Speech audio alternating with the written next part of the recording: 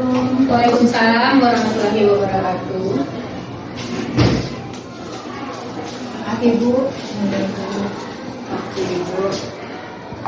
Bapak Bapak, ada kegiatan apa pada kegiatan ini Rizka? Gini dulu, kita mau wawancara tentang bagaimana selama ini pengambilan keputusan Ibu yang berbasis nilai-nilai kebajikan sebagai pemimpin di SD Negeri 3 Mandal. Baik, terima kasih atas kedatangannya. Insya Allah akan berbagi sedikit tentang pengambilan keputusan sebagai pimpinan di SD Negeri 3 Mandal. Baik Bu, selama ini bagaimana Ibu dapat mengidentifikasi kasus-kasus masalah yang merupakan dilema etika atau rujukan moral? Ya. Terkait untuk kasus rujukan moral, di mana kita sudah paham bahwa yang rujukan moral itu artinya itu dua masalah yang dihadapi, di mana secara nilai kebajikan universal sudah bertentangan. Artinya memang satu benar, memang satu salah.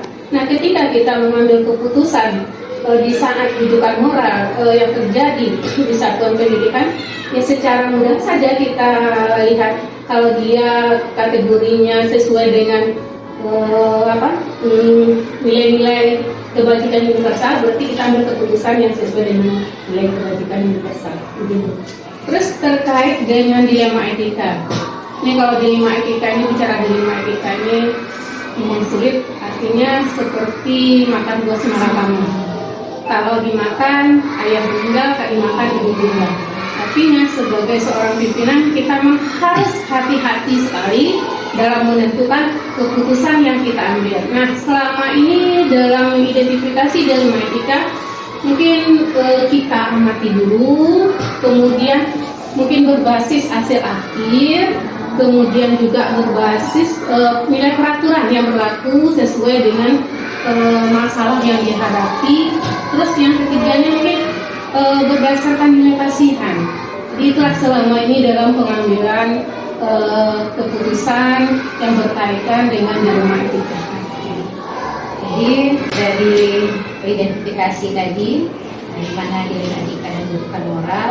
Nah, selanjutnya ketika Ibu dalam pengambilan kasus-kasus di mana ada kepentingan yang sama besar atau sama mengandung nilai kebajikan, langkah-langkah apa yang selama ini dilakukan? Selama ini dalam memutuskan dilema etika itu sudah dibicarakan tadi berdasarkan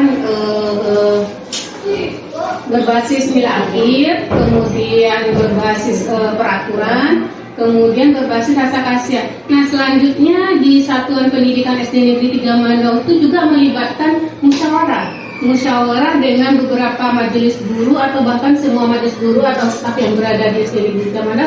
Bagaimana kasus ini, karena kasus dilema etika, kita harus musyawarahkan dulu sebelum kita mengambil keputusannya. Karena nanti jangan-jangan salah-salah mengambil keputusan, ada pihak-pihak yang dirugikan. Jadi memang harus dengan sematang mungkin baru bisa memutuskan. Selama Ibu mengambil itu ada tantangan nggak dalam pengambilan keputusan? Iya, bicara tantangan pasti ada. Setiap masalah yang kita hadapi, apalagi dalam memutuskan sesuatu yang secara nilai kebajikan itu sama-sama benar. Luar biasa tantangannya. Tantangannya yang pertama itu butuh waktu untuk memutuskan mana yang sesuai, yang harus kita putuskan agar tidak merugikan salah satu pihak. Berarti setiap memiliki satu permasalahan berkaitan dengan kasus dilema etika, Ibu langsung menentukan jadwal tertentu ya Bu ya, atau menyelesaikannya langsung di tempat pada saat terjadinya kejadian atau kasus itu. Ya, terkait dilema etika artinya kita bukan spontan kita putuskan, oh kamu ini salah, oh kamu ini benar, tapi tidak. Karena ini berbeda dengan rujukan moral. Kalau rujukan moral ya bisa di suatu tempat tanpa ada waktu yang kita targetkan untuk mengambil keputusannya. Tapi kalau bicara dilema etika, butuh waktu, butuh beberapa pemahaman atau bahkan kita pelajari dulu kasusnya sesuai dengan nilai-nilai kebajikan universal yang kita percayai. Iya. Di samping tadi kalau kita harus punya waktu ya Bu ya, faktor-faktor apa yang rasanya dapat mempermudah Ibu dalam menyelesaikan atau mengambil keputusan atas kasus-kasus ini? Kalau kita bicara faktor pendukung dalam memutuskan dilema etika, ini mungkin beberapa hal yang perlu kita perhatikan. Tadi kita sudah membutuhkan waktu untuk memutuskan, kita telah lagi apakah ini masalah yang dihadapi ini terlalu rumit atau mudah kita untuk menganalisisnya.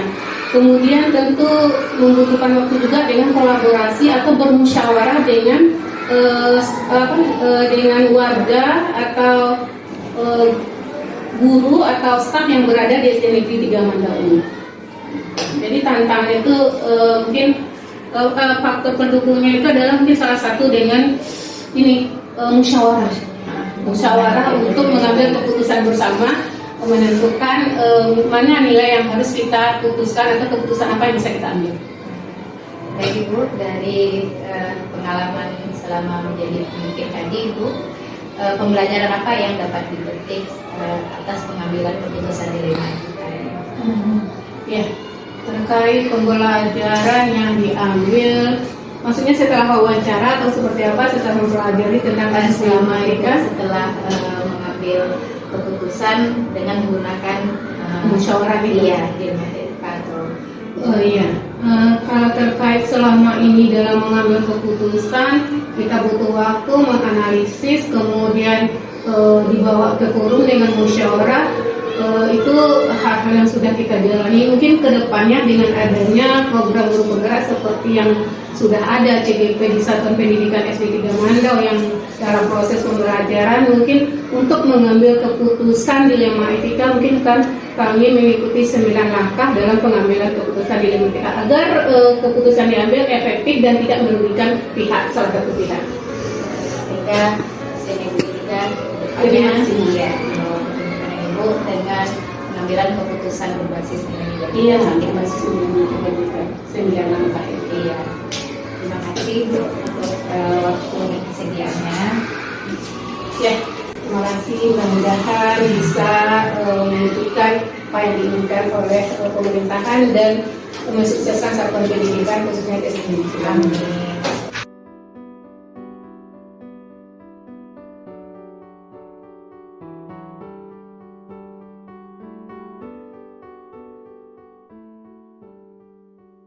Assalamualaikum warahmatullahi wabarakatuh. Pada hari ini saya berada di SD Negeri 4 Mandau di bawah kepemimpinan Ibu Suci Permatasari SPD, di mana pada hari ini saya akan mewawancara Ibu Suci dalam pengambilan keputusan berbasis nilai-nilai kebajikan sebagai pemimpin di SD Negeri 4 Mandau. Sebelumnya terima kasih Ibu atas kesediaannya untuk diwawancarai. Baik Ibu, untuk pertanyaan pertama, selama Ibu memimpin di SD Negeri 4 Mandau, bagaimana Ibu dapat mengidentifikasi kasus-kasus yang merupakan dilema etika atau rujukan moral? Kasus dilema etika, di mana kasus itu benar ya, keputusan yang diambil akan bertentangan dengan apa yang ada dalam diri kita. Di mana kasus itu benar menurut kita dan benar menurut orang yang kasus itu. Jadi di sana kita akan memilih antara dua pilihan. Secara moral berarti itu sangat bertentangan dengan hati nurani kita. Kemudian kasus yang kedua, dilema moral, yaitu benar salah. Benar lawannya salah. Nah, situasi terjadi ketika seseorang harus membuat keputusan antara apakah itu benar atau itu salah gitu dalam mengidentifikasi suatu kasus. Nah, ketika Ibu menghadapi kasus-kasus seperti itu di mana ada kepentingan yang sama-sama benar atau sama-sama mengandung nilai kebaikan, bagaimana Ibu mengambil keputusan? Yang pertama mengadakan dokumentasi musyawarah untuk menyelesaikan kasus ini. Kemudian musyawarahnya dilakukan dengan beberapa warga sekolah yang terlibat seperti guru, komite sekolah, di mana keputusan yang kita ambil ini kita lakukan secara bersama-sama. Walaupun keputusan menurut kita itu bagus untuk kita, belum tentu bagus untuk orang yang menerima keputusan kita. Namun setidak-tidaknya mengurangi kesalahan yang kita buat. Setelah musyawarah dilakukan, baru kita akan mengambil keputusan. Keputusan itu harusnya tidak merugikan salah satu pihak, walaupun nanti ada pertentangan sedikit lah lagi pertentangannya. Jadi kuncinya kita harus melakukan komunikasi dan musyawarah. Baik, nah selama melakukan musyawarah dalam menentukan keputusan itu, hal apa yang paling Ibu anggap itu efektif dalam pengambilan keputusan? Hal efektif dalam pengambilan keputusan pada kasus dilema etika, menemukan titik terang dari masalah, kemudian setelah ditemukan titik terang, menemukan fakta-fakta yang menyebabkan kasus itu terjadi. Kemudian setelah itu kita apakan? Kita timbang kebenaran yang ada, kebenaran dari kasus yang terjadi, baru kita membuat keputusan secara matang. Untuk selanjutnya, dari Ibu mengambil hal-hal paling efektif dalam pengambilan keputusan, ada tantangan yang Ibu rasakan selama pengambilan keputusan atas kasus-kasus dilema etika? Tantangan itu banyak, namanya suatu keputusan baik menurut kita belum tentu baik menurut orang lain. Kemudian saya tidak melihat tantangan dari orang tua atau dari murid atau yang membuat kasus, tapi saya lebih menitik beratkan tantangan dalam diri sendiri. Karena setelah keputusan saya ambil, saya sering berpikir apakah keputusan ini benar atau salah, karena benar menurut saya belum tentu benar menurut orang lain. Kemudian apakah keputusan saya ambil ini tidak merugikan seseorang untuk kedepannya. Setelah keputusan saya ambil, saya sering bergejolak seperti itu. Tetapi karena keputusan yang saya ambil itu bukan sendiri, walaupun diputuskan oleh saya, tapi diambil secara musyawarah, beban diri pasti ada. Nah, itulah beban diri terbesarnya. Kira itu selanjutnya, bagaimana Ibu dalam penyelesaian kasus-kasus itu? Apakah langsung diselesaikan di tempat atau mencari waktu tertentu dulu dalam penyelesaian? Kalau diselesaikan di tempat, berarti kita itu otoritas. Kita menyelesaikan kasus, kita melalui tahapan, memerlukan waktu, karena kita perlu berbicara dengan orang lain kan, berbicara dengan orang lain. Jadi jawabannya, jika diputuskan waktu itu juga, berarti kita otoritas. Otoritas. Jadi kita harus melakukan waktu di lain waktu, mengumpulkan teman sejawat atau warga sekolah untuk memutuskan kasus apa keputusan yang akan kita ambil. Oke, baik. Nah, terakhir, pembelajaran apa yang dapat dipetik atau Ibu ambil dari pengalaman selama mengambil keputusan dilema etika ini?